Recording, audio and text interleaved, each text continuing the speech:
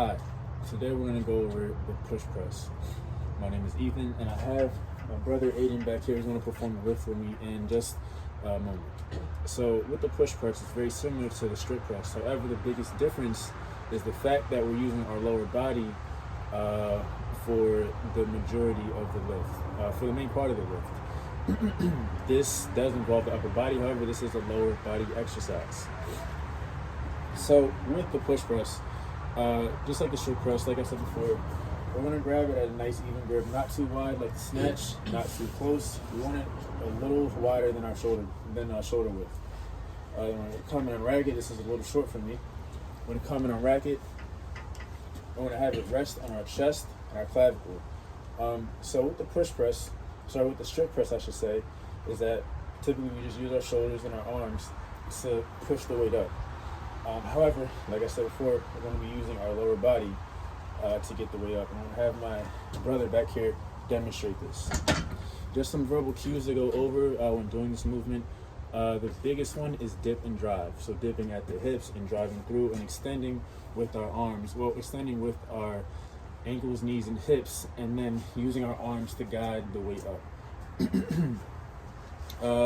Just some common mistakes. One, we might see, common mistakes and limitations. Our our wrists might not have that much strength and flexibility to hold the bar properly onto our clavicle.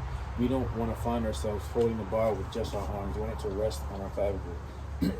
Another thing we might see is with new lifters who are inexperienced with this, they might hit their chin on the way up because of how close the bar is.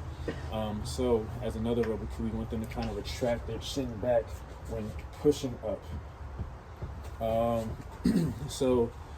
For now, that is it. I will now have my brother explain, and we are going to critique him through this movement and trying to help him get this done. Ready? Yeah. All right, cool.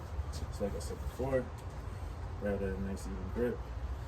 And one other thing that I forgot to mention, with this movement, we're going to use, it's going to be, a claw grip. We're going to have our thumbs on the same side of the bar as our fingers are. As you can see, he's already doing that. Is that even?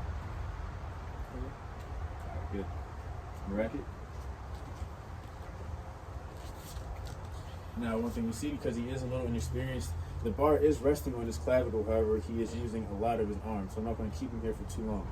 So like I said, when we start off, I want you to dip and drive at the hips, and I want you to retract your chin back so you don't hit it. So let's try to do that a little bit slow. Ready?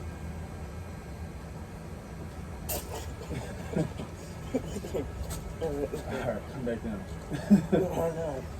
Alright, clearly the weight is a little too heavy, so we're going to unrack it real quick.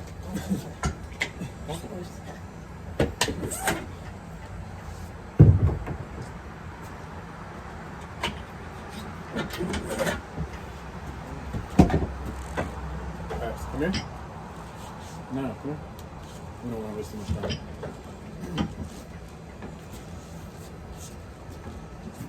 Alright, so I'm going to try it again. How you set yourself up is good though.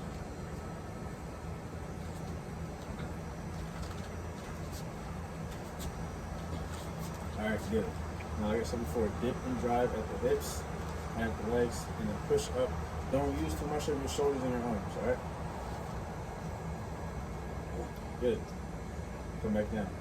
Another verbal cue you want to do is tell them to cushion the weight on the back down. We don't want to just let it drop and hit them or hit them on the head. So, like I said before, we want to kind of absorb that weight coming down. So do it again. There we go. And like I said before, we can see the weight is a little bit heavy for him. But one thing I can see right now is you're not using enough of your legs and you're using too much of your arms. So we want to try to emphasize that dip and drive. So come back down one more time. This time, I want you to dip, so look at me. When you dip, I want you to dip a little bit more. Put a lot more emphasis on that instead of the arm movement. You want to feel the weight just like just coming up, okay? All right, let's try it again. Dip. There we go. That was much better. You need one more repetition.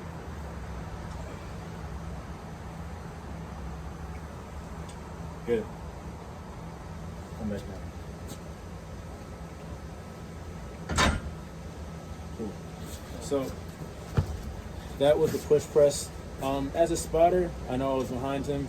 With this movement, we really don't want to spot too much with this movement because when the lift is performing this, the weight is above their head, and one, it's kind of hard to really spot a movement like that. So we want them to either throw the weight forward or backwards, depending on their their shoulder mobility and how far back the bar is above their head.